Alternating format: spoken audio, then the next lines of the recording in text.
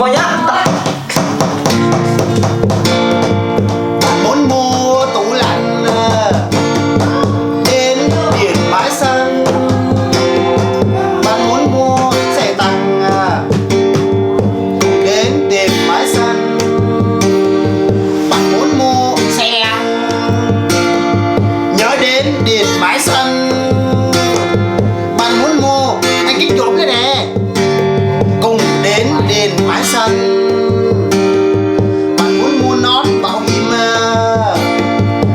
đến Điện Bãi Xanh. Bạn muốn mua Oppo nhớ cùng đến Điện Bãi Xanh. Bạn muốn mua mì tôm của Mia cùng đến Điện Bãi Xanh. Bạn muốn mua rau sống tốt cho sức khỏe luôn nè, nhớ cùng đến Điện Bãi Xanh. Bạn muốn mua lý cho nam giới luôn nha, cùng đến Điện Bãi Xanh. Bạn muốn mua cà phê cho tỉnh táo luôn nè, nhớ cùng đến Điện Bãi Xanh. Bạn muốn mua vút lòng, nhớ cùng đến Điện Bãi Xanh.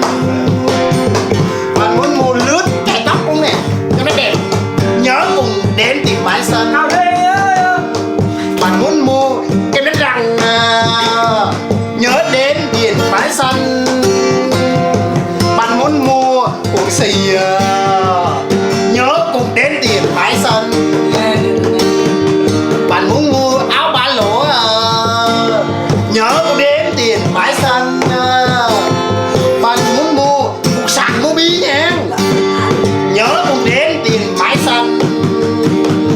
Bạn muốn mua khăn lau nhớ cô đến Điện Bãi Xanh. Màu xanh màu xanh màu xanh màu xanh. Bạn muốn mua áo bó lỗ nhớ cùng đến Điện Bãi Xanh.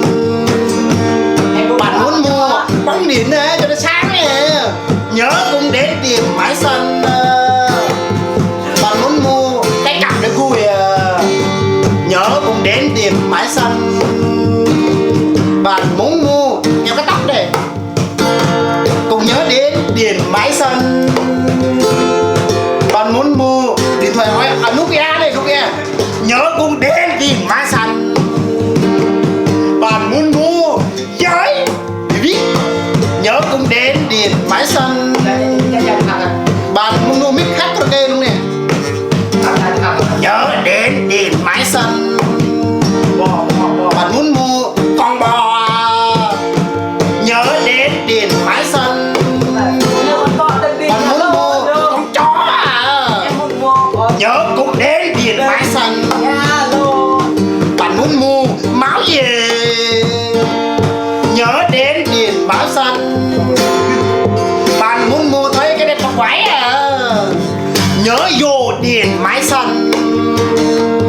Bạn muốn mua con gà để dùng nhớ đến Điện Bãi Xanh.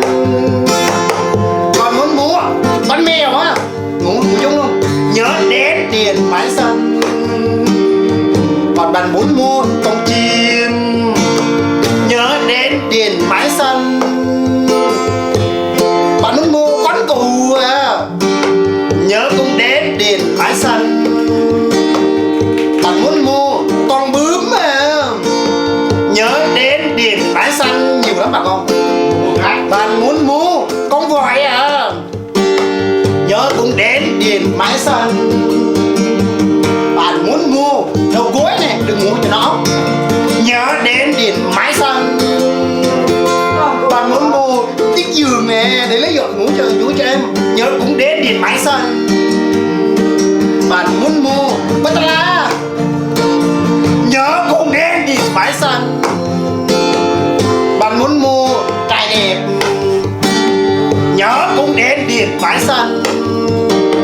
Tôi thích con gái chân dài nhớ bạn phải đến Điện Bãi Xanh này nhé. Bạn muốn thích